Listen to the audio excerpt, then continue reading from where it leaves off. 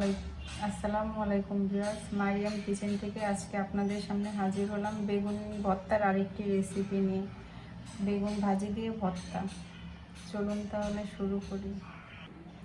আমি বেগুন ভর্তাটা করার জন্য আমি এখানে বেগুন গুল করে এরকম করে কেটে নিয়ে লবণ দিয়ে কিছুক্ষণ মাখিয়ে রেখেছিলাম যাতে পানিটা বের হয়ে যায়। এতে হচ্ছে বেগুনটা অনেক সুন্দর ভাজি হবে।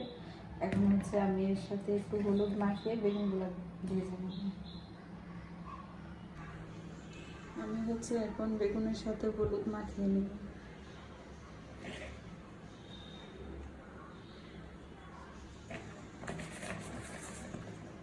এতে বেগুনের কালারটা সুন্দর হবে, হলুদ দেওয়ার কারণে বেগুনটা কালো কালো হবে না।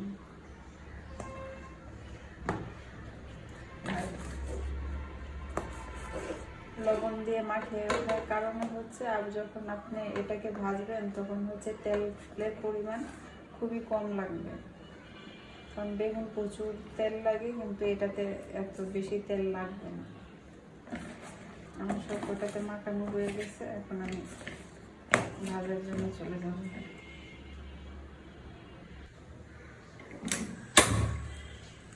আমি এখন প্যানে তেল দিয়ে দিব।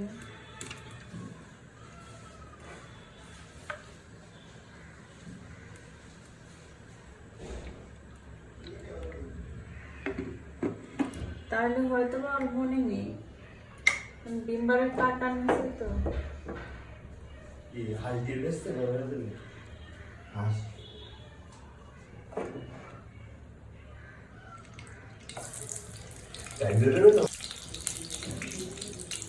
বেগুনগুলো এক এক করে দিয়ে দিচ্ছি।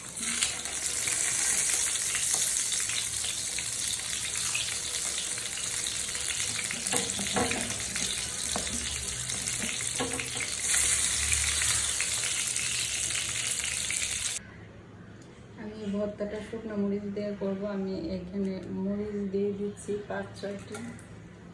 এখানে একটু ভেজে নেব।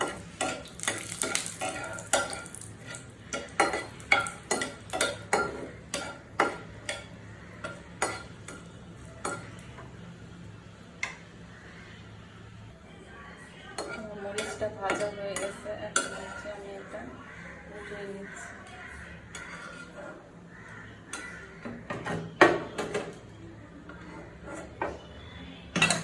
তেলে আমি এখন পেঁয়াজ রসুনটা ভেজে নেব।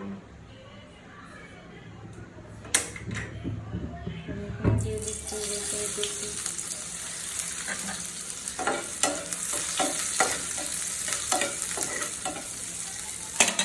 দিয়ে দিচ্ছি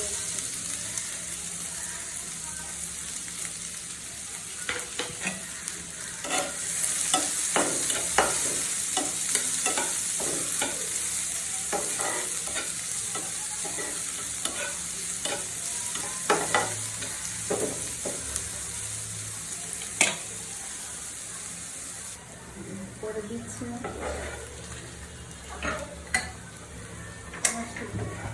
পেঁয়াজ আর রসুন ভাজা শেষ, এখন হচ্ছে আমি বাকিটা দিয়ে দিচ্ছি।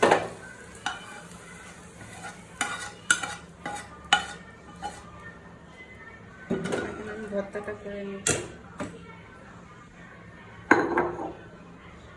এরকম ভাবে করবো।